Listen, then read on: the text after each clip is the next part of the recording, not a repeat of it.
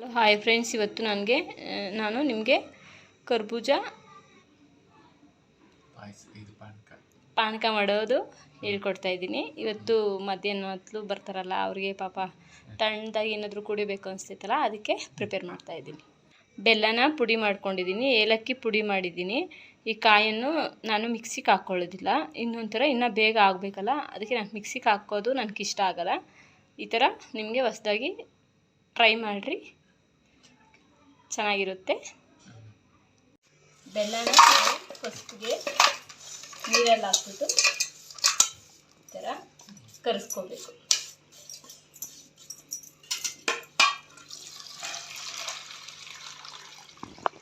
ಇದು ಕರಗ್ತಾ ಇದೆ, ಅಷ್ಟೊತ್ತಿಗೆ ನಾವು ಕಾಯನ್ನು ರೆಡಿ ಮಾಡ್ಕೊಳ್ಳೋಣ. ನೋಡಿ ಫ್ರೆಂಡ್ಸ್, ಮನೆ ಹತ್ರನೇ ಬಂದಿತ್ತು, ತಗೊಂಡಿದ್ದೀನಿ.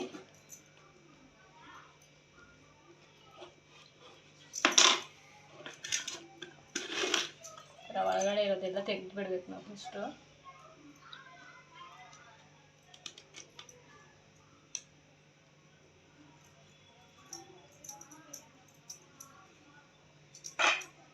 ಚೆನ್ನಾಗಿ ಹಣ್ಣಾಗಿದೆ.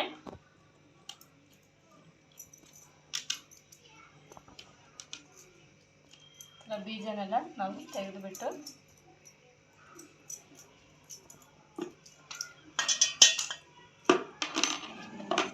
ಇವಾಗ ಇದಕ್ಕೆ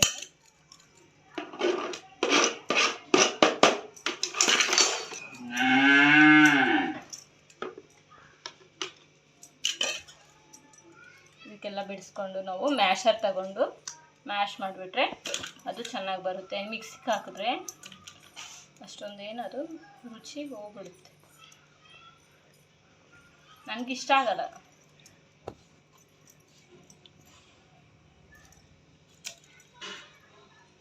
ಅದಕ್ಕೆ ಈಸಿಯಾಗಿ ಸ್ವಲ್ಪ ಬೇಗ ಆಗಬೇಕಲ್ಲ, ಅದಕ್ಕೆ ಒಂದೊಂದ್ಸಲಿ ಕರೆಂಟು ಹೊರಟೋಗುತ್ತೆ. ಅದಕ್ಕೆ ನಾವು ಕರೆಂಟ್ ಇಲ್ದಿದ್ದಾಗ ನಾವು ಬೇಗ ಮಾಡ್ಕೋಬೇಕು ಅಂತಂದರೆ ಈ ಥರ ಮಾಡಿಕೊಂಡ್ರೆ ತುಂಬಾ ಚೆನ್ನಾಗಿ ಬರುತ್ತೆ.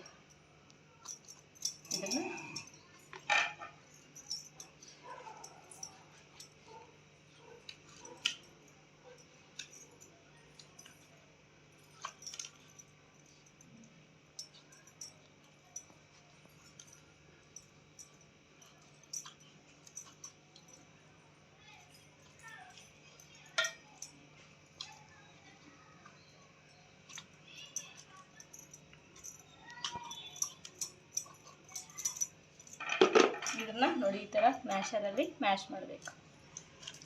ಈ ಥರ ಮ್ಯಾಶ್ ಮಾಡಿದ್ರೆ ನುಣ್ಣಗೆ ಆಗ್ಬಿಡುತ್ತೆ. ಈ ಥರ ಮಾಡ್ಕೊಬೇಕು.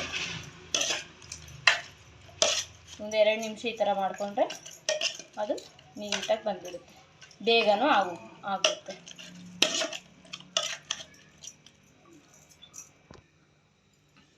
ಕರ್ಬೂಜ ಮ್ಯಾಶ್ ಮಾಡಿ ಚೆನ್ನಾಗಿ ಈ ಥರ ಬೆಲ್ಲ ಕರಗಿದೆ ನೋಡಿ. ಇದರಲ್ಲಿ ಏಲಕ್ಕಿ ಪೌಡರನ್ನು ಹಾಕಿ ಫ್ರಿಜ್ಜಲ್ಲಿ ಇಟ್ಟು ಇನ್ನು ಕುಡಿಯೋದು ಚೆನ್ನಾಗಿರುತ್ತೆ.